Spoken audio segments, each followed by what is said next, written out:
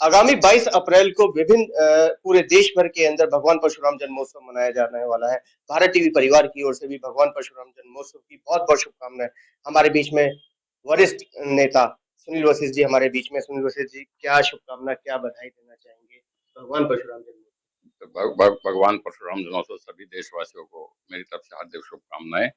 हर परिवार में खुशहाली आए, अच्छा समय उनका व्यतीत हो, मेरी यही शुभकामना है। वही 22 तारीख को पूरे देश भर में अलग-अलग तरीके से कार्यक्रम मनाए जाने वाले हैं। हाँ, नहीं, भगवान परशुराम के जो जन्मोत्सव है वो पूरे देश में मनाया जाता है और ब्राह्मण अब की बार कुछ ज्यादा सक्रिय हैं जो मैंने देखा है, और होना चाहिए था, अब से पहले होना चाहिए था, और बड़े धूमधाम से मनाया जाएगा। सभी लोग उसमें सम्मिलित होंगे और बड़ी उम्मीद के साथ जो है लोग इस वर्ष जो है बड़े अच्छे ढंग से इसे मनाएं। सुनील वशिष्ठ जी, वही बाबरपुर विधानसभा में भगवान परशुराम द्वार का भी उद्घाटन होने जा रहा है।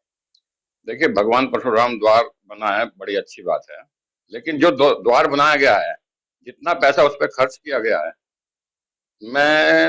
मैंने आज देखा उस पे परशुराम द्वार लिखा गया है, परशु अलग और राम अलग, जबकि एक ही शब्द है परशुराम। भगवान राम ने भी जब धनुष तोड़ा था और परशुराम जी गुस्सा हुए थे, तो तब भगवान राम ने कहा था, मैं राम आप परशुराम, का ये तो किसका नाम बड़ा, बड़ा तो वही कहलाता है जो होता है जिसका नाम बड़ा।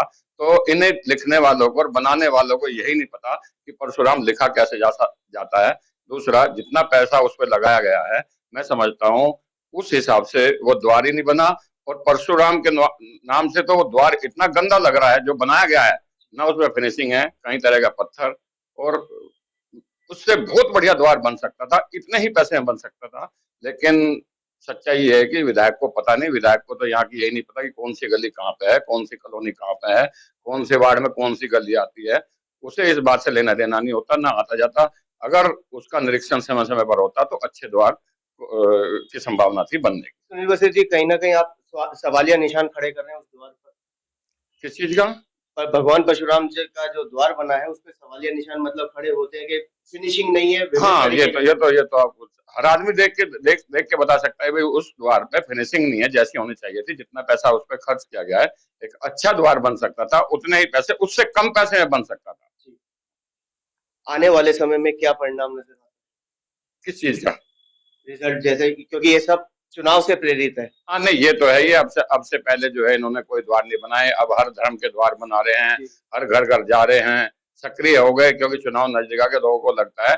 लेकिन जनता सब समझती है, अब जो है किसी के बहकावे में नहीं आने वाली, जनता सब समझ चुकी। ऐसा इन्होंने कोई काम नहीं किया इलाके में। देखिए, आज के टाइम में क्या है, अगर ये नाला भी साफ करा रहे हैं, वहां पे भी फोटो खिंचवाते हैं, जाके अपना बोर्ड लगा देते हैं।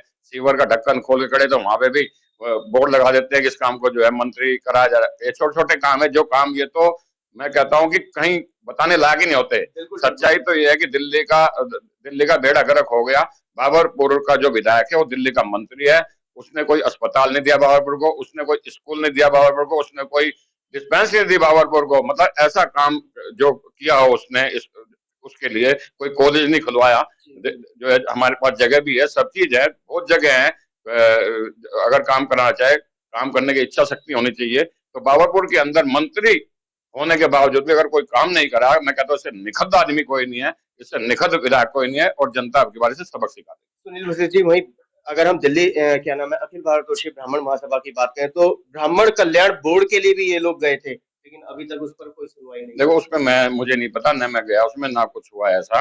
तो दिलीप पांडे जी के साथ मीटिंग भी हुई, ऐसी कोई मांग हुई है तो ये तो सरकार का काम है।